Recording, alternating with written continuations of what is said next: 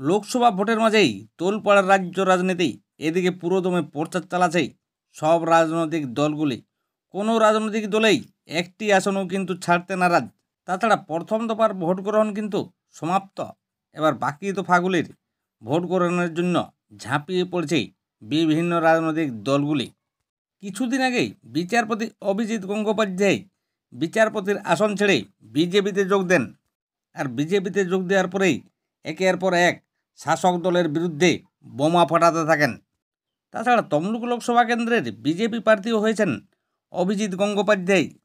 আর তমলুকের বিজেপি প্রার্থী অভিজিৎ গঙ্গোপাধ্যায়ের সমর্থনে নিজের জেলায় আজ জোড়া সভা করেন শুভেন্দু অধিকারী। আর সেই সভা থেকেই মমতা বন্দ্যোপাধ্যায় পদত্যাগ করতে পারেন এমনই মন্তব্য করলেন অভিজিৎ গঙ্গোপাধ্যায়। অভিজিৎ গঙ্গোপাধ্যায়ের এই মন্তব্য নিয়ে কিন্তু ইতিমধ্যেই জোর চর্চা শুরু হয়েছে রাজনৈতিক মহলেই। এর আগেও কিন্তু একাধিকবার দুর্নীতি নিয়ে রাজ্য সরকারকে তুলোধনা করেছিলেন প্রাক্তন বিচারপতি অভিজিৎ গঙ্গোপাধ্যায়।